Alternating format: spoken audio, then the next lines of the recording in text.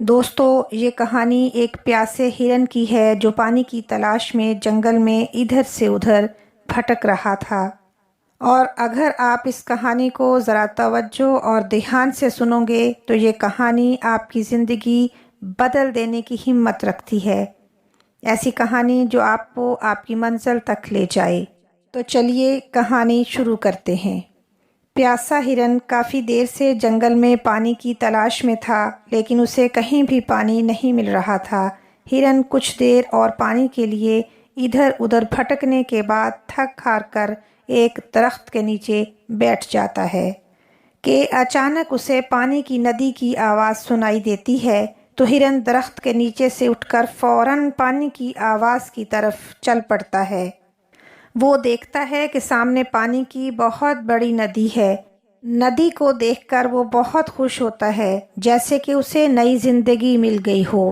لیکن جیسے ہی وہ ندی کی طرف قدم بڑھانے لگتا ہے اور ندی کے قریب پہنچتا ہے تو اسے اپنے رائٹ سائڈ میں ایک شکاری نظر آتا ہے جو ہاتھ میں تیر لیے نشانہ باندھ کر کھڑا ہے، اور پھر ہرن کی نظر اپنے لیفٹ سائڈ پر پڑتی ہے اور اسے جھاڑیوں کے پیچھے ایک شیر نظر آتا ہے۔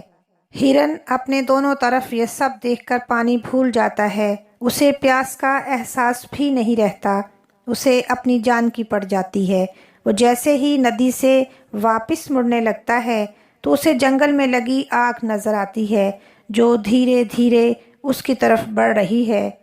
اب ہرن بہت زیادہ پریشان ہے۔ وہ سوچتا ہے کہ وہ جائے بھی تو کہاں جائے۔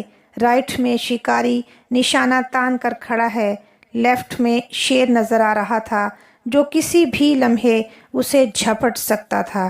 پیچھے آگ اور سامنے بڑی اور گہری ندی تھی۔ ہرن کے چاروں راستے بند ہو چکے تھے اور وہ مکمل طور پر مصیبت میں گھر چکا تھا۔ ہرن سوچتا ہے کہ اس کے چاروں طرف موت ہی موت ہے۔ اس نے ایک گہرا سانس لیا اور سوچا کہ ویسے بھی تو مجھے مرنا ہے، تو پھر میں پانی پی کر ہی کیوں نہ مروں۔ یہ سوچ کر ہرن پانی پینے میں لگ جاتا ہے۔ اسی دوران آسمان پر کالے بادل جھومنے لگتے ہیں اور ان بادلوں سے بارش ہونے لگتی ہے۔ بارش سے پیچھے کی طرف جنگل میں لگی آگ بجھ جاتی ہے اور بارش کے پانی کی وجہ سے بجلی چمکنے کی وجہ سے شکاری کا نشانہ چوک کر شیر کو لگ جاتا ہے، اور شیر کی نظر جب شکاری پر پڑتی ہے تو وہ شکاری کے پیچھے لگ جاتا ہے، اور جیسے ہی ہرن پانی پینے کے بعد اپنا سر اوپر اٹھاتا ہے اور رائٹ میں دیکھتا ہے تو اسے شکاری نظر نہیں آتا ہے۔ پھر لیفٹ میں دیکھتا ہے تو وہاں شیر بھی نظر نہیں آتا ہے۔ پیچھے مڑ کر دیکھتا ہے تو آگ بھی بجھی نظر آتی ہے اور اس کے چاروں طرف سے خطرہ ٹل چکا ہوتا ہے، منظر بدل چکا ہوتا ہے۔ دوستو، اس کہانی سے ہم یہ سیکھتے ہیں کہ بعض دفعہ انسان کی زندگی میں بہت زیادہ مشکلات آتی ہیں، اسے کوئی بھی راستہ دکھائی نہیں دیتا۔ کبھی کبھی انسان کو بھی ہرن کی طرح کامیابی تھوڑے ہی فاصلے پر نظر آتی ہے۔